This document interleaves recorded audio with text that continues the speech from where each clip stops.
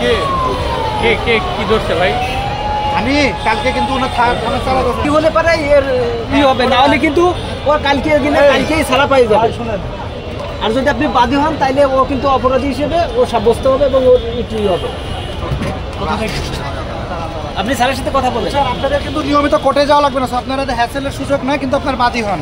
আর তো যাওয়ার দরকার নাই, না ওরা তো বাদী হলেন পরে তো কোর্টে আসতে হচ্ছে। ঠিক আছে তোমার গায়ে কেউ হাত দিছে, এখন তো 1 টাকা তোমার গায়ে হাত দেয়নি।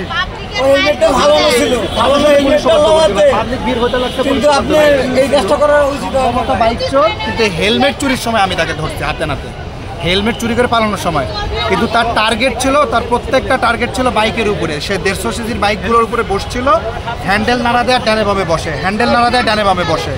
তো আমি অনেকক্ষণ ধরে ফলো করছি, আমি কিন্তু আসছি প্রোগ্রামে আর ঢুকিনি, না ধরে ওকে ফলো করতে করতে একটা সময় সে একটা হেলমেট নিয়ে দৌড় দেয় একজন সাংবাদিক সাহেবের হেলমেট নিয়ে এসে দৌড় দেয়। পরে আমি তাকে হাতে নাতে ধরি, ধরার পরে এই ধরেন পাবলিক ভিড় হচ্ছে, তাকে জিজ্ঞাসাবাদ প্রশ্ন অমক তমক করার মধ্যে বাইকে হেলমেটের মালিক চলে আসে। পরে সাথে সাথে ওই যে পুলিশদেরকে সহায়ক যে স্টুডেন্টরা আছে তারা তাকে পুলিশ বক্সে নিয়ে যায় এবং সে পুনরায় স্বীকার করে যে হেলমেটটা তার না, সে নিয়ে যাচ্ছে। এবং ওখানে আমরা চেক করে কিছু পাইনি। মজার বিষয় হলো পুলিশের দক্ষতা কতটুকু। অন ডিউটি পুলিশ এসে তাকে চেক করতে গিয়ে বলো তুই আঙুল ফাঁক কর, আঙুল যখন ফাঁক করে তার হাতের মধ্যে থেকে ব্লেড বের হয় এবং তার কাছে সন্দেহজনক 2টা নাম্বার থেকে, যে নাম্বার তার আত্মীয় স্বজন কেউ না, কিন্তু সেই নাম্বার কিসের নাকি চেনেও না। এবং মূল কথা হলো তার নজর ছিল বাইকে, ধরা পড়ছে সে হেলমেট চুরি সহ। তো সাংবাদিক সাহেব তারা বাদী হয়ে মামলা করতে যাচ্ছে, আমি ঘটনার সাক্ষী আর কি।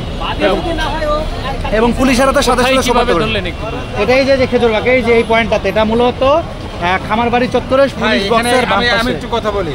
পুলিশ সাহেব কিন্তু বলে গেছে বাদী যদি না হয় তাহলে কালকে কিন্তু সে ছাড়া পাবে। হ্যাঁ, ছাড়া এমনিতেও সে জামিনে পেয়ে যাবে, এটা স্বাভাবিকভাবে। হেলমেট তো দেখা যাচ্ছে 2-3 দিন কাস্টডিতে, আমার ছোট নজরে ছোট বলে সে পেয়ে যাবে, কিন্তু সাজাটা হওয়া দরকার। আর বাদীরা গেছে, বাদীর নাম্বার আমার কাছেও আছে।